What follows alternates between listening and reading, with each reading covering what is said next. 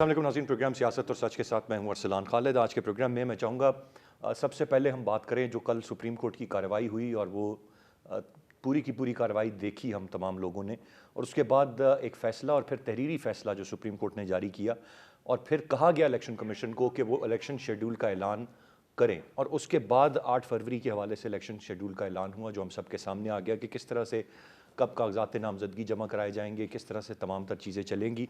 اب واضح ہو گیا ہے، اور وہ جو ایک آئینی تقاضا تھا وہ بھی پورا ہو گیا، اور اب ہم کہہ سکتے ہیں کہ حتمی طور پر بظاہر کوئی رکاوٹ ہمیں نظر نہیں آ رہی، اور 8 فروری کی تاریخ طے شدہ تاریخ ہے کہ اس پر انتخابات ہمیں ہوتے ہوئے نظر آئیں گے۔ پھر لیول پلینگ فیلڈ دینے کی بات کی جا رہی ہے۔ چیف الیکشن کمشنر نے بڑا واضح طور پر یہ کہا کہ وہ تمام سیاسی جماعتوں کو لیول پلینگ فیلڈ دیں گے، جہاں پر ایک سیاسی جماعت جلسہ کر رہی ہوگی وہاں پر باقی سیاسی جماعتوں کو بھی جلسہ کرنے کی پوری اجازت دی جائے گی۔ انہوں نے عمران خان صاحب کا بالخصوص نام لے کر یہ بات واضح کی کہ عمران خان صاحب ان کے پسندیدہ شخصیت میں شامل ہیں، اور ان کی تصویر ان کے گھر پر ہے۔ پھر انہوں نے گلہ بھی کیا کہ کس طرح سے پاکستان تحریک انصاف کے لوگ ان کی فیملی پر یا باقی چیزوں پر بات کرتے رہے ہیں، اور پھر یہ بھی کہ پاکستان تحریک انصاف کے لوگ باہر گالی دیتے ہیں اور پھر جب کمیشن میں آتے ہیں تو معافیا مانگتے ہیں۔ یہ تمام تر صورتحال اس وقت ہے، لیکن الیکشن کی شفافیت کس طرح سے ہوگی اس کے حوالے سے کہا جا رہا ہے کوئی اقدامات نہیں کیے گئے۔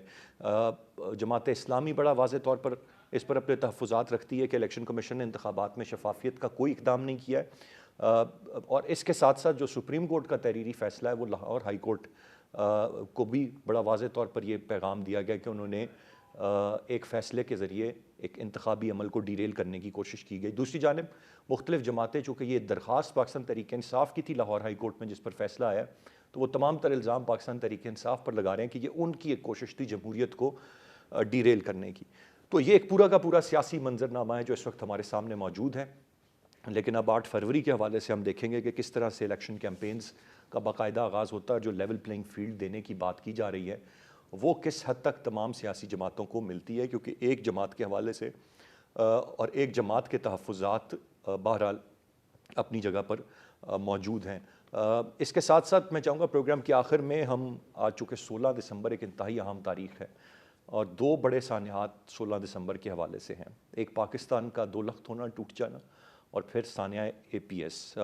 تو یقیناً میں چاہوں گا پروگرام کے آخر میں ہم ذرا کچھ بات اس حوالے سے بھی کریں۔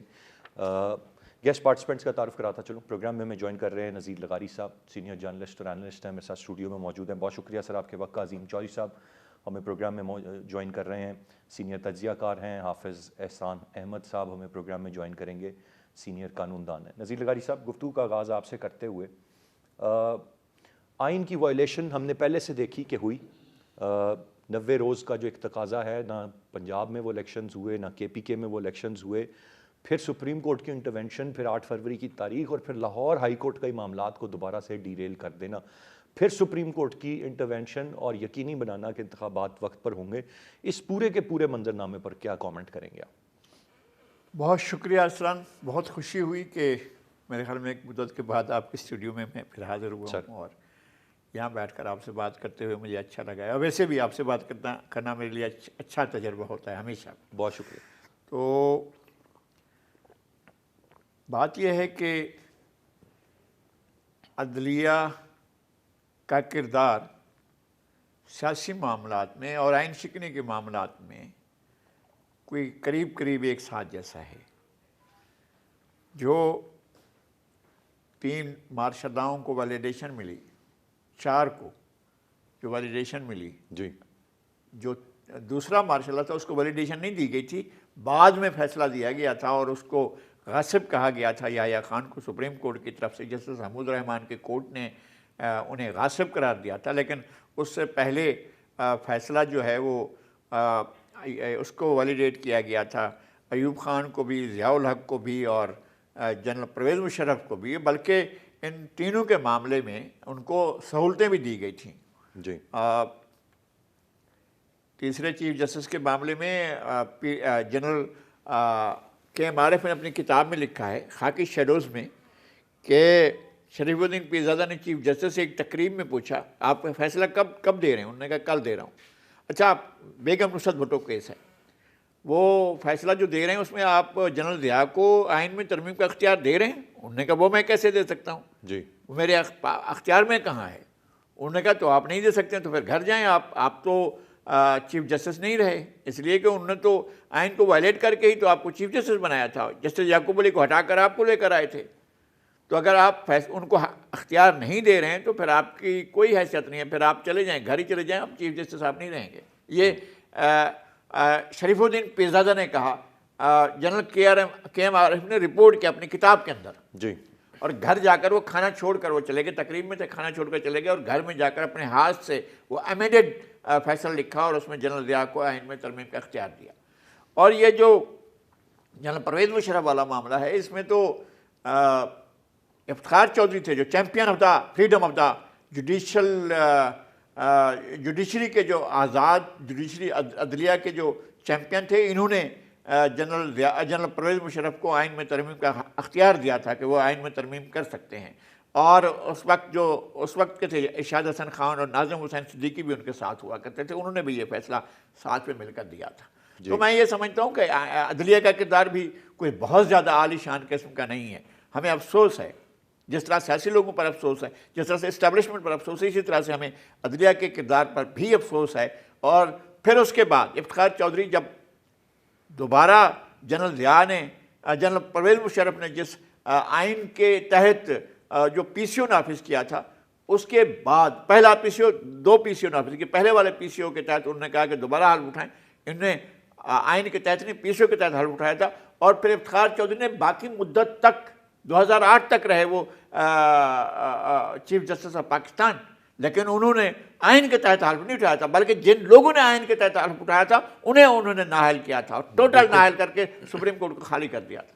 اب آتے ہیں آج کی جو صورتحال غاری صاحب، یہ تو اپریشیٹ اب کریں کہ جس طرح سے چیف جسٹس آف پاکستان نے کل انشور کیا ہے، نہیں تو یہ تو 8 فروری کو بھی لے دے گئے تھے کہ تب بھی نہ انتخابات ہوتے، مزید وہی کیا تھا نا، ایک سسٹم جو موجود ہے، جس نے سب کچھ کیا ہے، جس نے آئین میں باقاعدہ نیا آئین لکھ کر لادلے کی سہولت کاری کر کے 20 ارکان کی رکنیت کو اور 20 افراد کے ووٹ کو کینسل کیا تھا، وہاں سے آئین شکنی کا آغاز ہوا ہے۔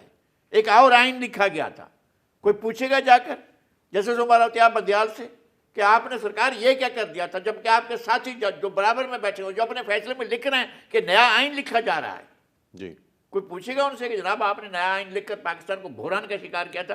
نہیں ٹوٹتی تھی اسمبلی، پنجاب اسمبلی کوئی نہیں توڑ سکتا تھا، راہ ہموار کی تھی عزت مآب سپریم کورٹ نے، اور اس لیے جا کر وہ توڑی گئی تھی اور مضبوط کیا گیا تھا۔ اور میں کہتا ہوں کہ ہو سکتا ہے کہ پیچھے اسٹیبلشمنٹ بھی موجود رہی ہو، چلیں اس طرح کا کریں، اب کھیل کو اور زیادہ خراب کیا جائے کہ اس کو موقع دیا جائے کہ دوبارہ اسمبلیاں توڑے۔ اس نے کہہ بھی دیا کہ مجھے تو جنرل باجوہ نے کہا تھا، اب جنرل باجوہ نہ مانے ان کی مرضی ہے، لیکن وہ تو یہ آن دا ریکارڈ غاری صاحب، یہ تو پھر آوے کا آوا ہی بگڑا ہوا ہے۔ یہی ہے، میں یہ عرض کر رہا ہوں کہ ہم کہتے ہیں کہ یہ اسٹیبلشمنٹ کو ہمیں اس کے اوپر چڑھائی کرنی چاہیے، ضرور کرنی چاہیے اگر وہ غلطیاں کرتے ہیں غلطیاں، لیکن عدلیہ کون سا، اس کا جسٹس منیر سے لے کر میں جسٹس قاضی فائز عیسیٰ کے بارے میں بہت اچھا گمان رکھتا ہوں، ان کے بیک گراؤنڈ کے بارے میں بہت اچھا گمان رکھتا ہوں، ان کے والد کے بارے میں بہت اچھا گمان رکھتا ہوں کہ وہ ایک تحریک پاکستان کے لیڈر تھے اور قائد اعظم کے ساتھی تھے۔ جو قاضی محمد عیسیٰ تھے اور وہ بہت قابل احترام لیڈر تھے بلوچستان کے، اس وقت کے جو بلوچستان میں مسلم لیگ کو بھی لیڈ کر رہے تھے اور قائد اعظم کے رفیق کار کے طور پر کام کرتے تھے۔ ان کے بیٹے نے آئین کی توقیر کے لیے جو اچھا اقدام کریں گے، آپ کی تعریف کرنا ہے، کسی نے تعریف کرنی ہے کرے، نہیں کرے، جب آئین کی سربلندی کے لیے کوئی کر رہا ہوگا تو میں تو کہوں گا نہیں بہت اچھا ہوا ہے، بہت شاندار ہوا ہے۔ لیکن لاہور ہائی کورٹ نے کیا تھا، یعنی یہ سمجھ نہیں آیا ان کو کہ سپریم کورٹ نے یہ ڈیٹ دلوائی ہے پریزیڈنشل الیکشن کمیشن سے، اور وہ جو ہے معطل کر رہے ہیں، اور سارے کا سارا عمل جو ہے۔ غاری صاحب، عظیم چوہدری صاحب کی جانب میں بڑھتا ہوں، ذرا ان کی رائے لے لوں۔ چوہدری صاحب، آپ کیسے دیکھتے ہیں؟ ایک سوال یہاں پر یہ اٹھتا ہے کہ جی پنجاب اور کے پی اسمبلیاں توڑنے کے ابھی غاری صاحب نے پورا کا پورا نقطہ اٹھا دیا، لیکن توڑنا کیا غیر آئینی تو نہیں تھا کسی صورت؟ پھر آئین پر عمل کرتے ہوئے 90 روز میں الیکشن وہاں پر نہ ہونا، پھر یہ سارا کا سارا جو ایک معاملہ رہا ہے کل رات تک، اس پوری صورتحال کو آپ کیسے اینالائز کریں گے؟ بہت شکریہ ارسلان۔ ہماری سپریم کورٹ متعدد بار یہ کہہ چکی، ہماری تاریخ کے حوالے سے اسمبلی کا توڑنا بدنیتی پر مبنی تھا. اب نیت کا تو معاملہ میں نہیں جانتا کہ پنجاب کی لاہور ہائی کورٹ نے جو فیصلہ دیا تھا وہ ٹھیک تھا یا اسمبلی کو توڑنا ٹھیک تھا. منظور وٹو صاحب نے بھی توڑی تھی, پرویز الہی صاحب نے بھی توڑی, لیکن یہ ثوابدید ہے چیف منسٹر کی, پارٹی کی ثوابدید نہیں ہوتی. چیف منسٹر کی ثوابدید ہوتی ہے جو لیڈر آف دی ہاؤس ہوتا ہے. اور جب 58(2)B کے تحت توڑی جاتی تھی تب تو صورتحال بالکل مختلف تھی, اس کی بحث میں جانے کی ضرورت نہیں ہے جی. لیکن یہ بات اپنی جگہ پر درست ہے کہ ہماری عدلیہ کا ایک سیاسی رول بھی پاکستان میں موجود ہے.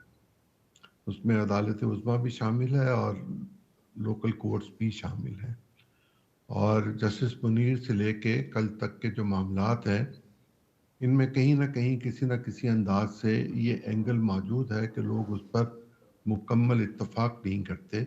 کل جس طرح پی ٹی آئی کے لوگ بول رہے تھے بعد میں یا آج بولے, اس سے یہ محسوس ہوتا ہے کہ وہ اس کیس کو دوبارہ لڑنے کے لیے تیاری کر رہے ہیں اور اس کا ان کے پاس رائٹ بھی ہوگا. جب بھی یہ کیس دوبارہ لگے گا اس بیرسٹر صاحب کے حوالے سے جنہیں نوٹس ایشو کیا گیا ہے تو وہاں ایک پنڈورا کھلے گا. یہ بہت اچھا ہوتا کہ کل آدھے گھنٹے کا وقفہ کر لیا جاتا, جہاں اتنی تاخیر ہو چکی تھی وہاں آدھا گھنٹہ اور تاخیر ہو جاتی اور اس پارٹی کو بھی بلا لیا جاتا جو اپلیکنٹ تھا. پاکستان میں اس تمام سسٹمز موجود ہیں اور وہ شہر میں ہی لوگ موجود ہیں, ان کے وکیل بھی موجود ہیں. اگر بلا لیا جاتا, بات سن لی جاتی تو انگلی اٹھانے کا موقع نہ ملتا. کس لیکن ایپلیکنٹ کی آپ بات کر رہے ہیں, کس ایپلیکنٹ کی طرف اشارہ کریں چوائس صاحب؟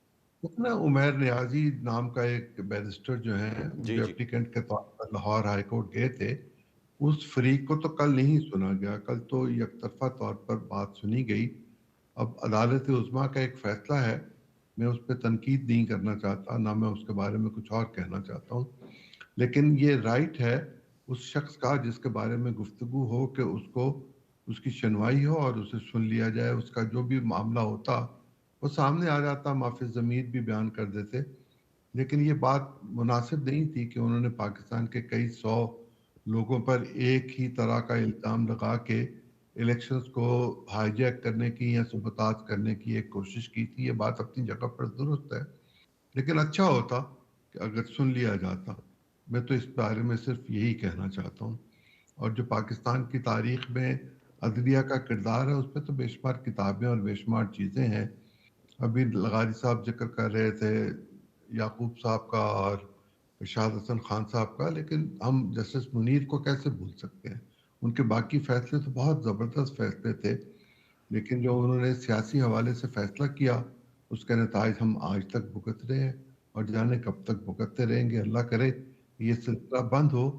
پاکستان کے پالیٹیشنز اور پاکستان کے لائر جو ہیں وہ اس بات کو سمجھنے کی کوشش کریں کہ ماضی کے حوالوں سے اگر زندہ رہا جا سکتا ہوتا تو پچھلے لوگ زندہ رہتے, ہمارے آنے کی ضرورت ہی نہیں تھی.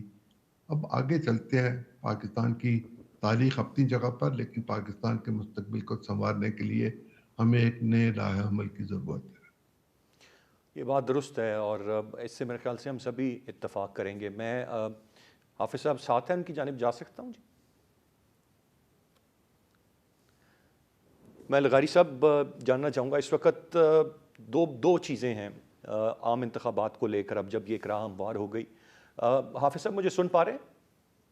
جی آپ کو سن رہا ہوں. حافظ صاحب ذرا کامنٹ کر دیں مجھے, یہ جو سارا کا سارا معاملہ رہا اور پھر اب تو تحریری فیصلہ بھی سپریم کورٹ کا آ گیا اور واضح طور پر یہ کہا گیا کہ لاہور ہائی کورٹ نے جنبش قلم سے انتخابی عمل کو ڈیریل کیا. ابھی عظیم چوائس صاحب یہ فرما رہے تھے کہ عمیر نیازی صاحب جو اپلیکنٹ تھے ان کی بھی بات اگر کل سن لی جاتی, آپ سمجھتے ہیں اس کی کوئی ضرورت یا گنجائش موجود تھی کہ ان کی بات سنی جاتی, جبکہ یہ پورا کا پورا معاملہ اور سپریم کورٹ ہی ہائی کورٹ کو یہ کہہ رہی ہے کہ انہوں نے انتخابی عمل کو ڈیریل کرنے کی کوشش کی, اس کے بعد گنجائش تھی کہ ان کو سننا جاتا یا سننا بنتا تھا؟ بسم اللہ الرحمن الرحیم. آپ کا بہت شکریہ. تھوڑا سا اگر آپ اس کی ہسٹری میں جائیں گے تو پھر کل آپ کی جو پروسیڈنگز آپ کے سامنے ہوئی ہے اس کے سارے کانٹیکٹس آپ کے سامنے آئیں گے. اس کی ہسٹری اس طرح ہے کہ آپ کو پتہ ہے کہ جس طرح ہمارے ملک کے اندر ایک الیکشنز کا پروسیس جو ہے اس کے اوپر بڑی ڈیبیٹ ہوئی ہے. کبھی کہا جاتا ہے کہ پنجاب کے الیکشنز جو تھے وہ ٹائم پہ نہیں ہوئے, کبھی کہا جاتا ہے کہ جو کے پی کے الیکشنز تھے उनको अनाउंस नहीं किया गया और ये मामला चलते चलाते जो है उस वक्त आखिर में पहुंचा जब पिछली गवर्नमेंट ने नेशनल असेंबली को डिसॉल्व किया और डिसॉल्व करने से पहले उन्होंने 153 जो आर्टिकल है उसके नीचे एक सीसीआई की मीटिंग की। उस सीसीआई की मीटिंग के बाद आपके मुल्क के अंदर एक डिलिमिटेशन का प्रोसेस जो था, जो आर्टिकल 51(5) के नीचे जरूरी था, उसको स्टार्ट हुआ। लेकिन फ्रॉम डे वन एक कंट्रोवर्शियल आई कि इलेक्शन जो है वो 90 दिन के अंदर होने चाहिए और एक आर्गुमेंट ये आया कि जितनी देर तक 51(5) का प्रोसेस मुकम्मल नहीं होता, 224 के नीचे 90 दिन मुकम्मल नहीं हो सकते। और ये सिलसिला चलता रहा प्रेसिडेंट ऑफिस, और आपने देखा है कि इलेक्शन कमीशन ऑफ पाकिस्तान भी एक दूसरे से बिल्कुल बात भी नहीं कर रहे थे और जिस तरह के लेटर्स जा रहे थे या जिस तरह की चीज़ें आ रही थी वो किसी भी सूरत किसी भी कॉन्स्टिट्यूशनल ऑफिस को सूट नहीं करते। किसी कॉन्टेक्स्ट के अंदर मामला जो है वो पीटीआई जो है वो सुप्रीम कोर्ट ऑफ पाकिस्तान के अंदर लेके गई और ये जो मामला था ये पिछले चीफ जस्टिस उमर अता बंदियाल साहब के दौर के अंदर ये पिटीशन फाइल की गई थी। अब इतना इम्पोर्टेंट इशू था तो उसको टेकअप उसी वक्त होना चाहिए था और वंस फॉर ऑल ये डिसाइड करना चाहिए था कि नंबर वन कि क्या इलेक्शन जो है वो 51(5) के प्रोसेस के 90 दिन के बाद होने चाहिए या 51(5) का प्रोसेस जो है वो इस रास्ते के अंदर हर्डल नहीं है। और दूसरा ये है कि क्या इलेक्शन कमीशन ऑफ पाकिस्तान इस चीज़ का कॉम्पिटेंट है कि प्रेसिडेंट ऑफ पाकिस्तान कॉम्पिटेंट है। अब ये जो कंट्रोवर्सी जब चलती रही और इस चीज़ पे डिसाइड ना आया तो जब मौजूदा चीफ जस्टिस आए तो उन्होंने इस पिटीशन को टेकअप किया और इस दौरान हमारे सामने एक प्रैक्टिस एंड प्रोसीजर एक्ट भी जो था वो आ गया। अब दूसरी सिचुएशन ये आई कि जब ये मामला चीफ जस्टिस ऑफ पाकिस्तान ने एक बेंच ने उठाया तो उन्होंने एडजुडिकेशन करने की बजाय इसको फैसिलिटेट किया और फैसिलिटेट करके कहा कि आप बताएं इस मुल्क के अंदर आप कब इलेक्शन करवा रहे हैं। इलेक्शन कमीशन ऑफ पाकिस्तान एक डेट लेके आया जिसको चीफ जस्टिस ऑफ पाकिस्तान ने कहा कि आपने प्रेसिडेंट ऑफ पाकिस्तान को कंसल्ट किया।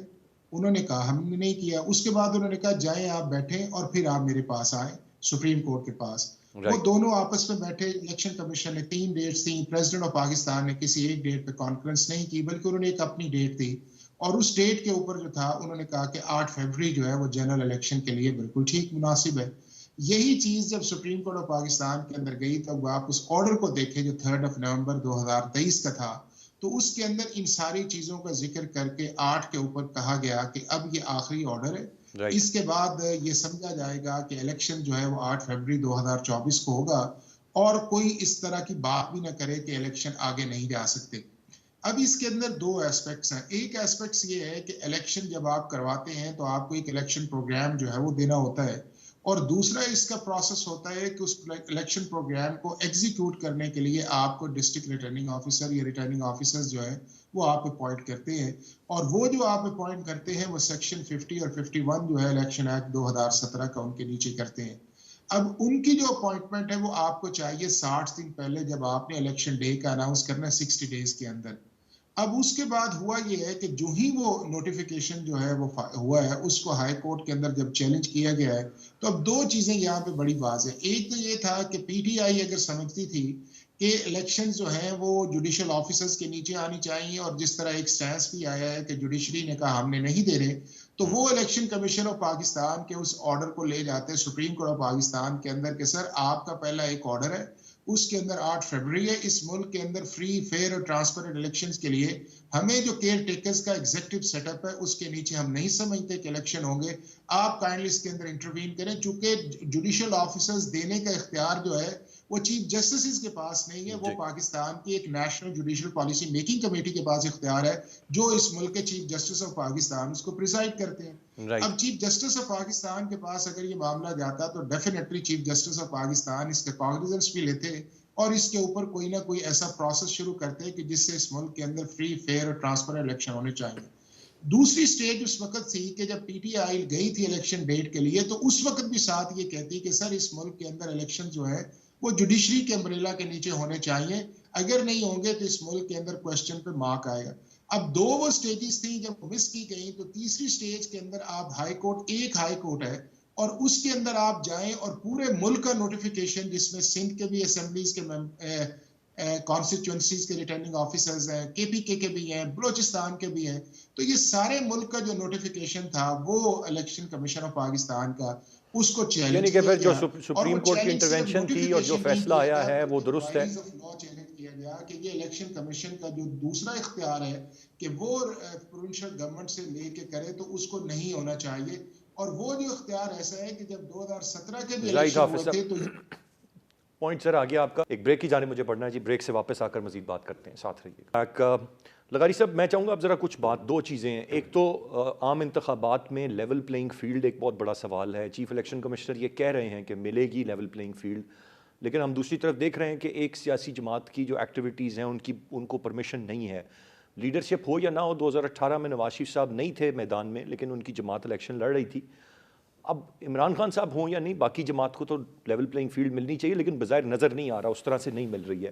دوسرا جو جماعت اسلامی پوائنٹ اٹھا رہی ہے کہ انتخابی شیڈول تو دے دیا، انتخابات کی شفافیت کو الیکشن کمیشن کیسے یقینی بنائے گا، اس پر بھی کوئی واضح چیز نہیں ہے. کیا میرے خیال میں یہ دونوں بڑے سوال ہیں جی، اور ہمیں یہ ضرور دیکھنا ہے جس تیزی سے انصاف کا سسٹم اس نے اپنی برق رفتاری دکھائی ہے انصاف دینے میں.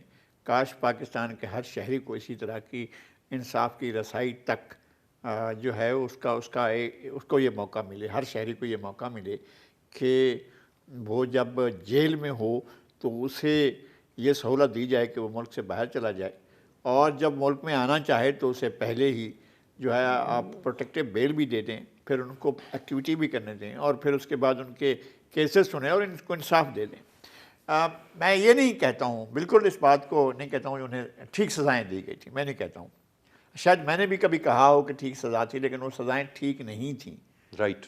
یہ بات پہلے ہمیں ایک سمجھ لینی ہے کہ جی وہ سزائیں ٹھیک نہیں تھیں. لیکن سزائیں کو ختم کرنے کا جو طریقہ تھا اس کو بھی آپ شفاف تو نہیں، میں ٹھیک کہیں نہ کہیں لیکن شفاف تو نہیں کہہ سکتے نا. صحیح. کویسچن تو ہے، لوگ پوچھتے تو ہیں کہ جناب یہ جس طرح سے ہو رہا ہے، اور وہاں ابھی روانہ ہونے سے پہلے لندن میں بیٹھ کر کہہ دینا کہ میں آ رہا ہوں، اور یہ کہہ دینا کہ ہم جیت رہے ہیں، اور یہ کہہ دینا کہ ہم چوتھی بار پھر ہم تشریف لا رہے ہیں. تو یہ پہلے سے اعلان جو ہیں اور اس کے بعد راہ ہموار ہوتے چلے جانا جو ہے، یہ ظاہر ہے، اس بات کو تو ظاہر کرتا ہے نا کہ سسٹم چلا رہا ہے اس طرح چیزوں کو کہ جو پہلے وہ اعلان کر رہے ہیں اس کی طرف آگے جائیں، وہ نتائج حاصل کریں. اگر یہ سوال ہے اس پر تو جماعت اسلامی کا سوال بھی ٹھیک ہے کہ جناب پھر آپ شفافیت کہاں ہوگی آپ کی؟ پھر کون بتائے گا کہ جناب یہ الیکشن شفاف ہو رہے ہیں یا نہیں؟ پھر دوسری بات جو آج چیف الیکشن کمشنر نے یقین دہانی کرائی ہے، جی، ہم اس کا بھروسہ بھی کرتے ہیں، اللہ کرے کہ ایسا ہو. اور اگر سزا معطل ہے تو دیگر مقدمات میں بھی اگر ان کو موقع دے دیں اور آنے دیں، آ کر جو ہے وہ فیلڈ میں آئیں اور آ کر الیکشن کمپین کریں، ان کو نشان بھی دے دیں.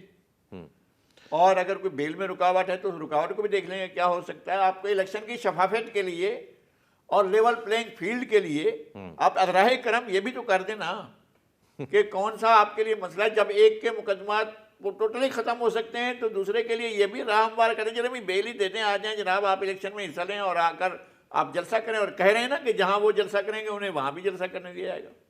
پھر کم از کم یہ تو بتا دینا کہ نشان ان کو مل رہا ہے کہ نہیں مل رہا ہے. ہمیں تو ابھی تک یہ معلوم نہیں ہے کہ ان کو نشان مل رہا ہے یا نہیں مل رہا ہے. جی، تو ایک تو یہ چیز بھی واضح ہونی چاہیے.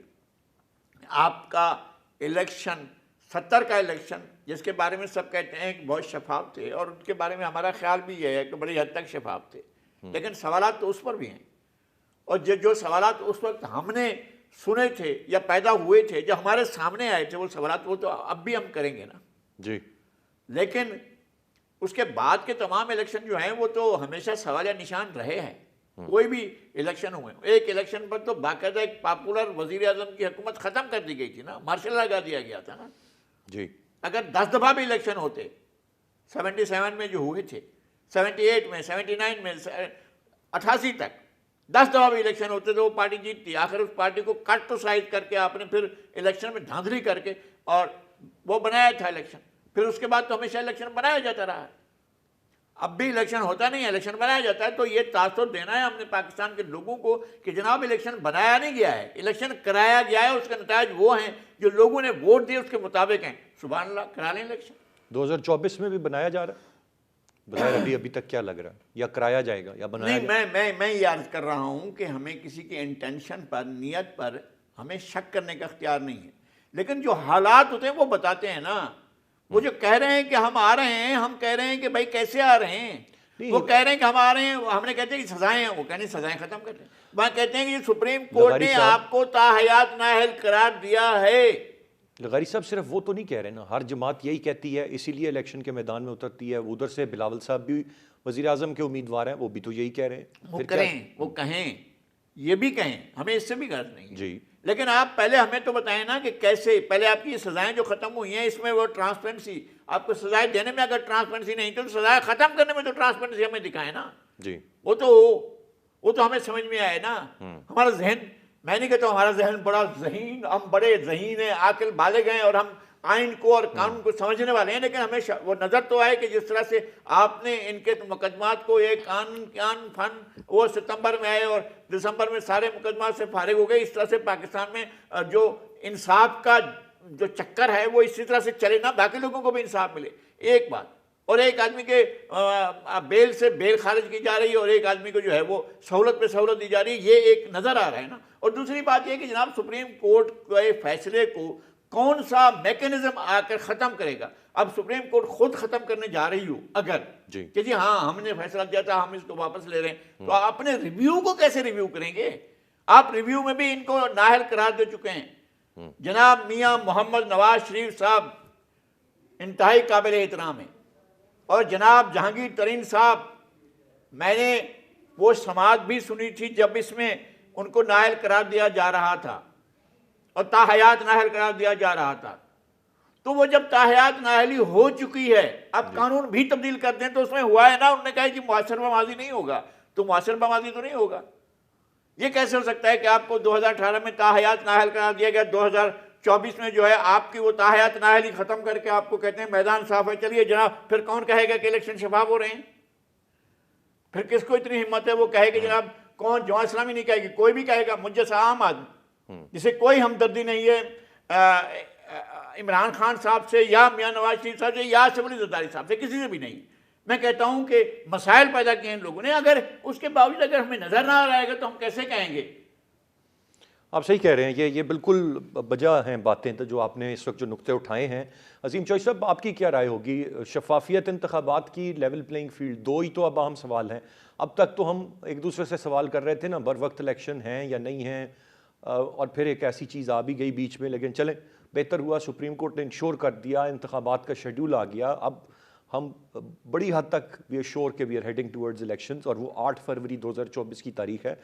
اب الیکشن کیمپینز بھی ہمیں نظر آئیں گی, جماعتیں میدان میں نکلیں گی. کیا واقعی جلسہ کرنے کی یہاں پر ایک جماعت کو تو بالکل کسی چیز کی اجازت نہیں دی جاتی, دیگر جماعتیں جو مرضی کریں. دوسری طرف اگر صرف پیپلز پارٹی کے حوالے سے دیکھیں تو کہا جاتا ہے سندھ تک محدود ہیں. بلاول صاحب نے آ کے کے پی اور تمام ترین علاقوں میں اپنے جلسے کیے ہیں, بلوچستان تک بھی وہ گئے ہیں. یہ ساری کی ساری صورتحال کو آپ کیسے دیکھ رہے ہیں؟ لیول پلینگ فیلڈ آپ کو ملتی ہوئی نظر آ رہی ہے یا نہیں نظر آ رہی ہے, اور شفافیت پر کیا کہیں گے انتخابات؟ پاکستان کی تاریخ میں جو سب سے زیادہ بہتر الیکشن کہا جا رہا ہے وہ 1970 کا کہا جا رہا ہے. 1970 کے انتخاب کے بعد ملک ٹوٹ گیا تھا. 70 کے انتخاب کے بعد پرائم منسٹر پھانسی لگ گئے تھے اور مارشل لا لگ گیا تھا. 85 کے انتخابات میں پیپلز پارٹی نے حصہ نہ لے کر اپنی غلطی کا احساس کر لیا تھا.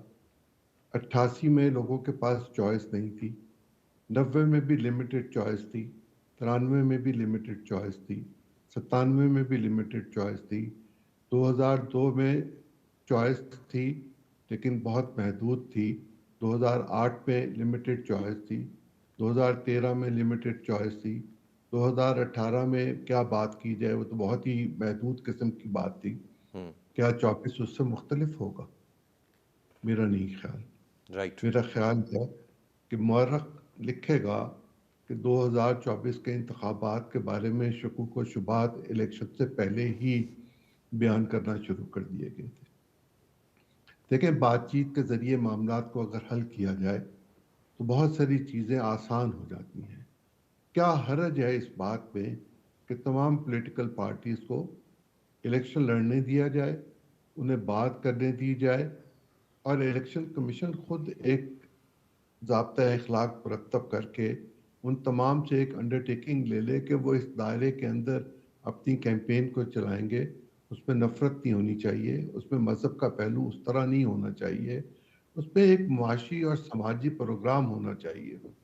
اور اگر پولیٹیکل پارٹیز بغیر مینیفیسٹو کے الیکشن لڑنے کے لیے جا رہی ہیں تو میں یہ کیسے تصور کر لوں کہ کسی پروگرام کے بغیر پولیٹیکل پارٹیز کا پیغام لوگوں تک پہنچ گیا ہے اور وہ کسی ایک جانب رجوع کرنے پر مجبور ہو گئے ہیں.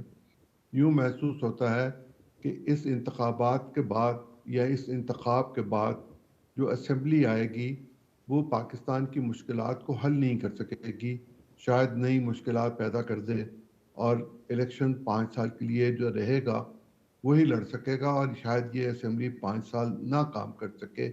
ایسے حالات کے بارے میں پولیٹیکل لوگ یہ رائے رکھتے ہیں کہ پاکستان میں ٹربولنس ہوگی, پاکستان میں ایجیٹیشن ہوگی, پاکستان میں سیاسی تحریک چلے گی, اور اس سے پاکستان کی معیشت کو اور زیادہ نقصان ہوگا.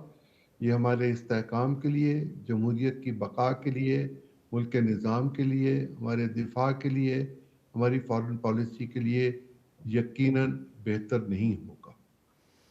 جی, گفتگو کا سلسلہ جاری ہے, ایک بریک کی جانے پڑیں گے, بریک سے واپس آ کر مزید بات. ہم معاملے پر آتے ہیں. ذرا ہم نے موجودہ صورتحال کی تو بات کر لی. 16 دسمبر 2 معاملات. سب سے پہلے ہم سکوت ڈھاکہ کی اگر بات کریں, پھر 2014 سانحہ آرمی پبلک کی اگر ہم بات کریں, اور اس کے ساتھ ساتھ جو 2014 میں سانحہ آرمی پبلک کے بعد ہم نے جس دہشت گردی کو اوور کم کیا تھا وہ دوبارہ ہمارے دروازے پر دستخط دے رہی ہے. انتہائی اہمیت کے حامل ہے یہ تاریخ. کیا کامنٹ کریں گے؟ پہلے مجھے سکوت ڈھاکہ پہ بتا دیں, گو کہ ہم اس کا بہت تذکرہ نہیں کرتے, ہم بھول ہی گئے ہیں اس بات کو. اور پھر یہ جو دوسرا معاملہ جس کو 9 برس مکمل ہو گئے لیکن زخم اس کے آج بھی تازہ ہیں, سانحہ APS. اس وقت دہشت گردی کو ہم نے قابو پایا اور آج دوبارہ سے ہم اس کو وہ ہمارے دروازے پر دستک دے گی. اگر اس دروازے سے شیر آ جائے اور میں آنکھیں بند کر لوں تو شیر بھی آنکھیں بند کر لے گا؟ قطن نہیں. اگر ہم بنگال کا واقعہ بھول جائیں تو وہ واقعہ تاریخ میں سے محو ہو جائے گا. ہم وٹنس ہیں, ہم نے دیکھا ہے, ہم نے ہتھیار ڈالنے کا عمل دیکھا ہے, اور ہمیں آ کر بتایا جا رہا ہے کہ نہیں وہ سیاسی غلطی تھی. کہاں سے سیاسی غلطی تھی؟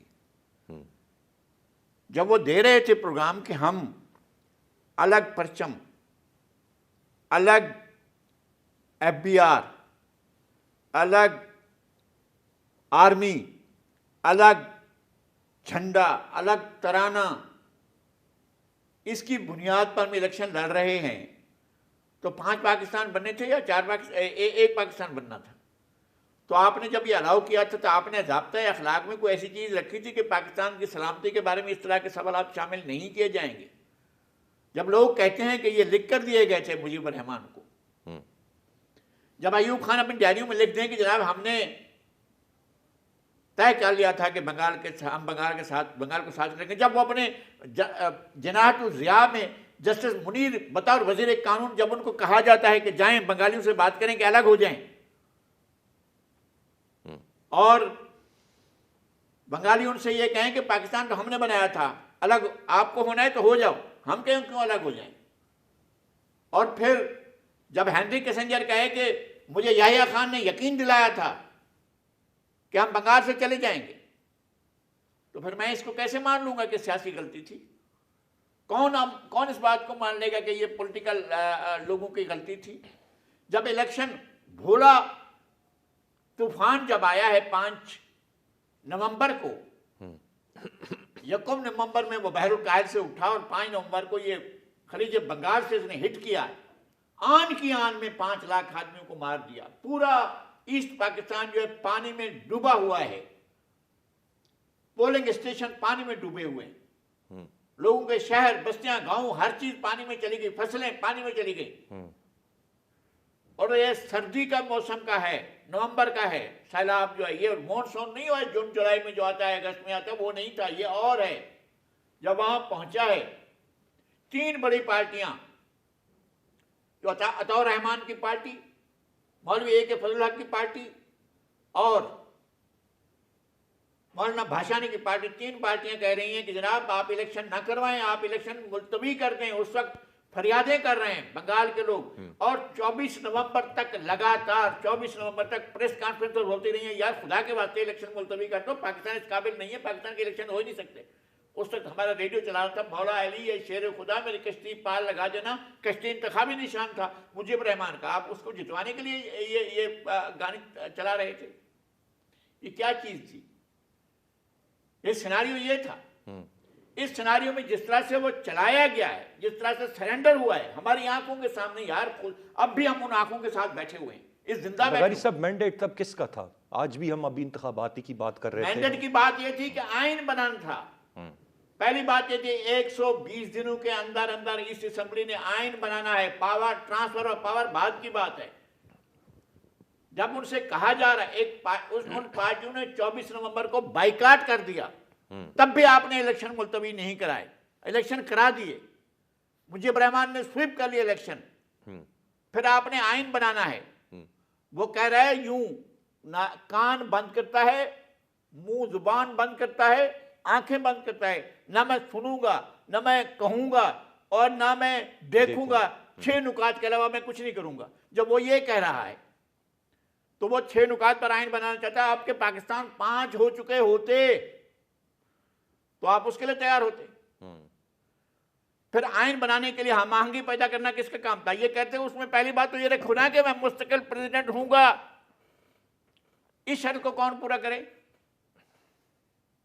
He was in uniform, chief of army staff, commander in chief تھے، اور وہ کہہ رہے ہیں کہ مجھے پریزیڈنٹ بناؤ، اور جو میں نے ایل ایف او دیا ہے اس ایل ایف او کو آئین کا درجہ دے دو، یہی آئین بنا لو۔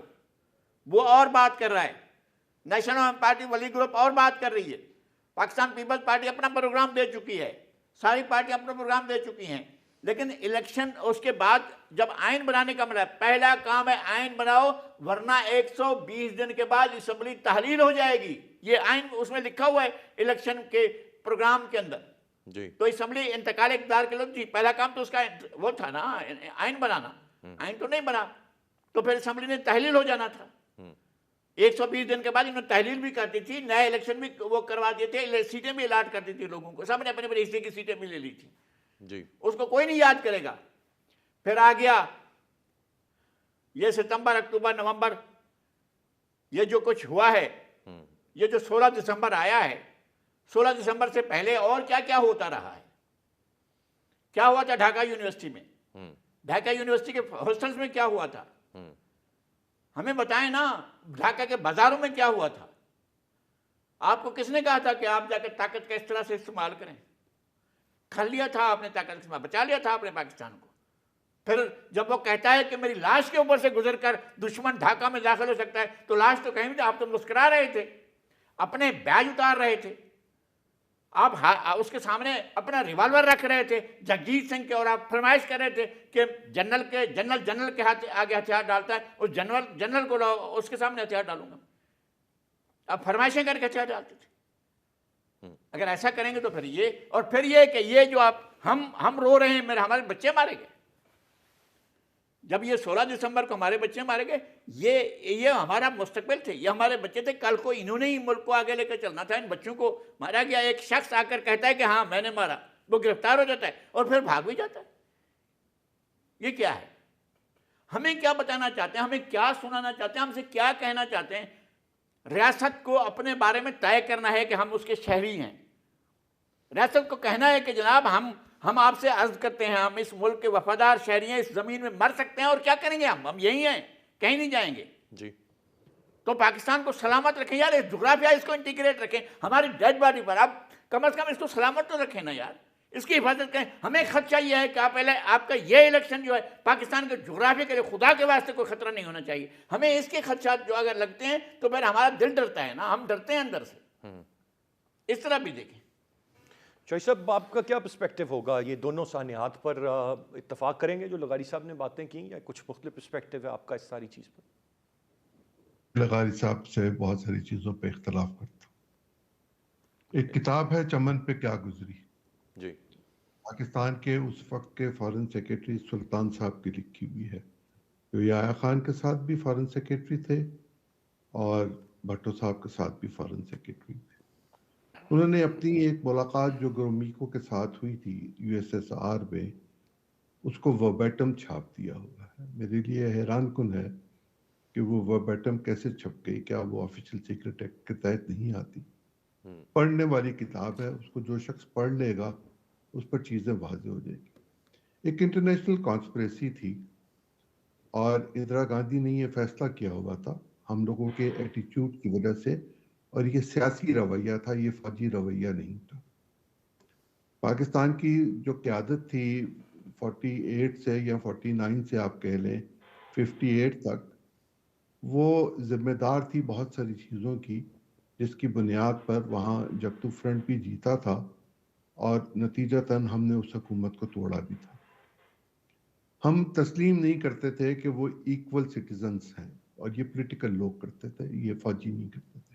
میں صحیح، فوج کا وکیل نہیں ہوں، جی بالکل، لیکن جو بات اپنی جگہ پر درست ہے وہ ضرور کہوں گا۔ جی ضرور ضرور، یہ درست ہے کہ ایوب خان نے اس بات کو محسوس کر لیا تھا کہ ہمارے رویوں کی بنیاد پر وہ وہاں اب ہمارے ساتھ نہیں رہیں گے، اور وہ کنفیڈریشن کی بات بھی اپنے مخصوص حلقے میں کر رہے تھے۔ یہ بات بھی اپنی جگہ پر درست ہے کہ ایوب خان مارشل لا نہیں لگانا چاہتے تھے، وہ اسپیکر نیشنل اسمبلی کو اقتدار دینا چاہتے تھے۔ یہ بات مجھے گوہر ایوب صاحب نے ذاتی طور پر بتائی ہوئی ہے، شاید انہوں نے لکھ بھی دی ہوئی ہے۔ یحییٰ خان نے زبردستی مارشل لا لگایا، ایوب خان نے نہیں لگایا تھا 69 کا۔ 70 کا جو الیکشن تھا وہ LFO کے تحت ہوا تھا، چونکہ اس کو کوئی کانسٹیٹیوشن موجود نہیں تھا۔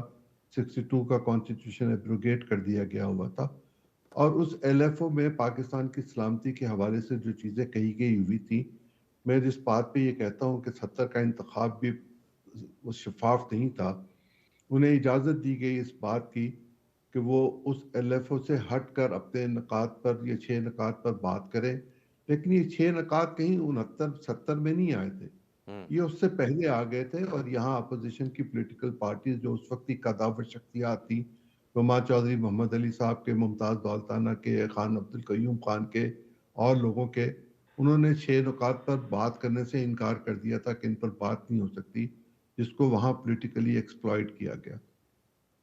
اور اگر یہ، جیسے کہ یہ درست ہے کہ یہ آئین ساز اسمبلی تھی، تو پھر آئین ساز اسمبلی کو قومی اسمبلی میں کنورٹ نہیں کرنا چاہیے تھا، پھر کانسٹیٹیوشن بناتے اور نئے انتخابات ہوتے۔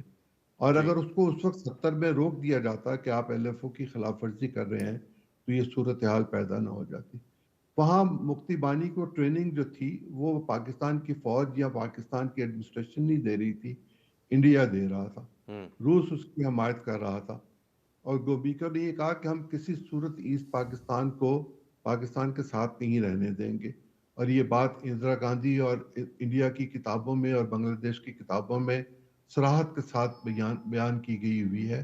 ہمیں یہ چاہیے کہ ہم اپنے لوگوں کو، اپنی قربانیوں کی، اور وہ لوگ جو آج بھی پاکستان کی خاطر یا پاکستان سے محبت کی خاطر پھانسیوں پہ لٹکتے ہیں، ان کی قربانیوں کو تنقید کا نشانہ نہ بنائیں۔